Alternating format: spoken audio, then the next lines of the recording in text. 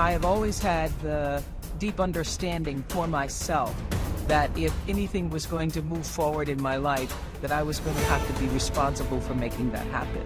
I know that to be true now and can articulate it as you are responsible for your life.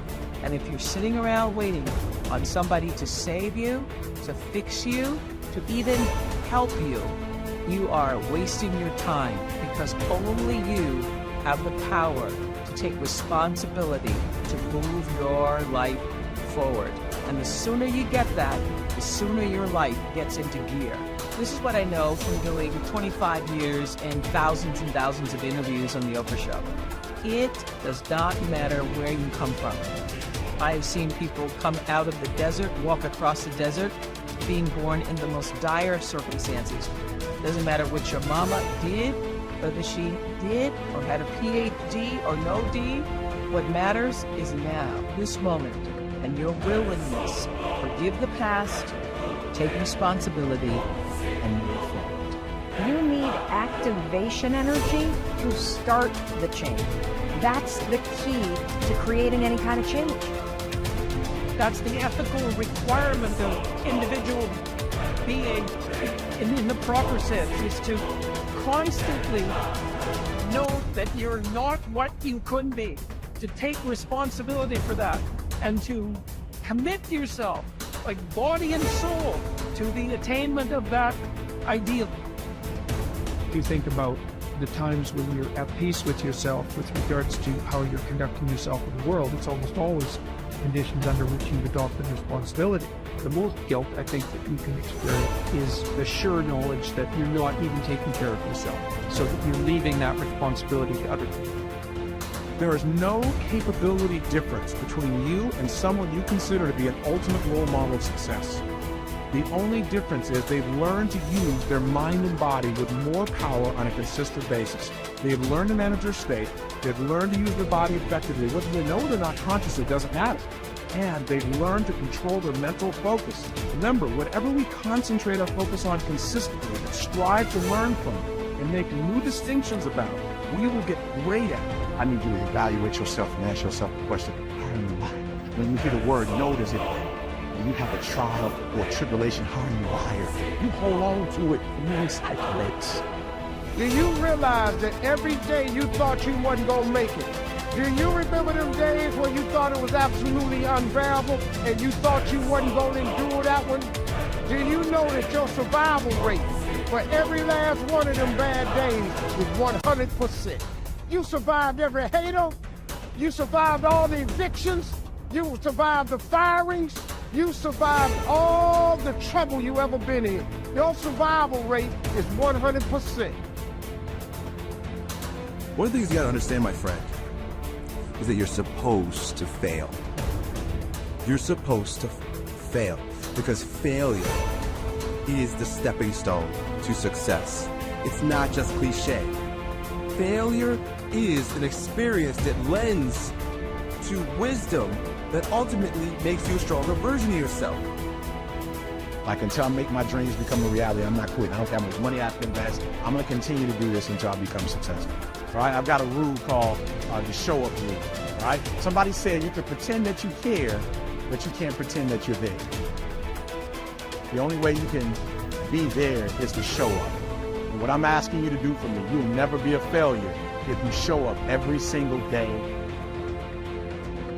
Every single day when I come, I show up and I let failure know.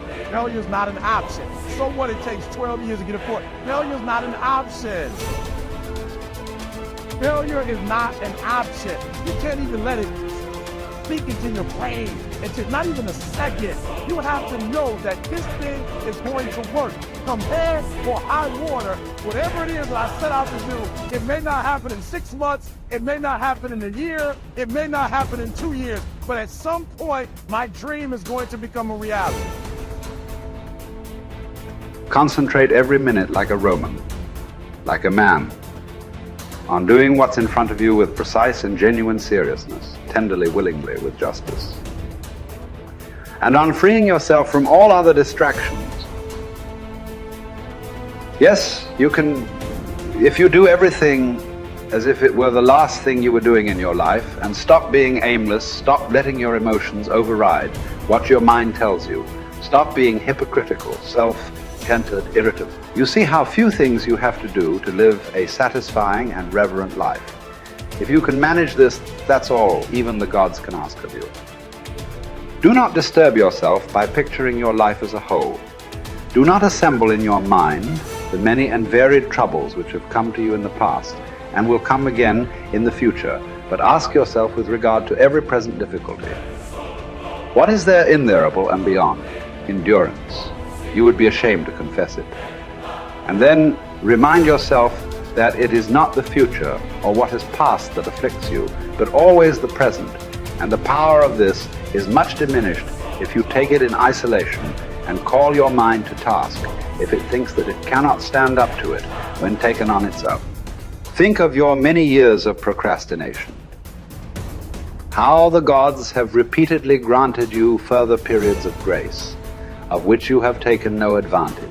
It is time now to realize the nature of the universe to which you belong and of that controlling power whose offspring you are, and to understand that your time has a limit set to it. Use it then to advance your enlightenment, or it will be gone and never in your power again.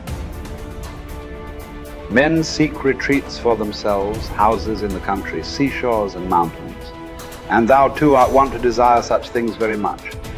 But this is altogether a mark of the most common sort of men, for it is in thy power whenever thou shalt choose to retire into thyself.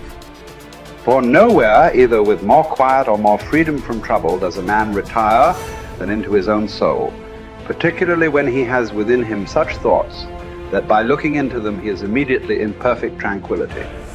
And I affirm that tranquility is nothing else than the good ordering of the mind.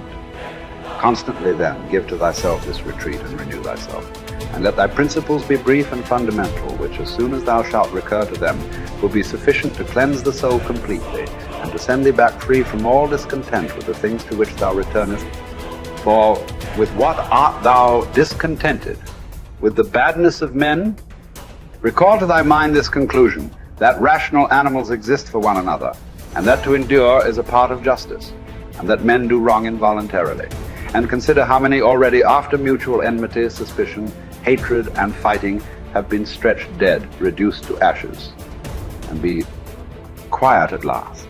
But perhaps thou art dissatisfied with that which is assigned to thee out of the universe. Recall to thy recollection this alternative. Either there is providence or atoms, fortuitous concurrence of things, or remember the arguments by which it has been proved that the world is a kind of political community, and be quiet at last. But perhaps corporeal things will still fasten upon thee. Consider then further that the mind mingles not with the breath, whether moving gently or violently, when it has once drawn itself apart and discovered its own power. And think also of all that thou hast heard and assented to about pain and pleasure, and be quiet at last. But perhaps the desire of the thing called fame will torment thee. See how soon everything is forgotten, and look at the chaos of infinite time on each side of the present, and the emptiness of applause, and the changeableness and want of judgment in those who pretend to give praise, and the narrowness of the space within which it is circumscribed, and be quiet at last. For the whole earth is a point, and how small a nook in it is this thy dwelling, and how few are there in it, and what kind of people are they who will praise thee?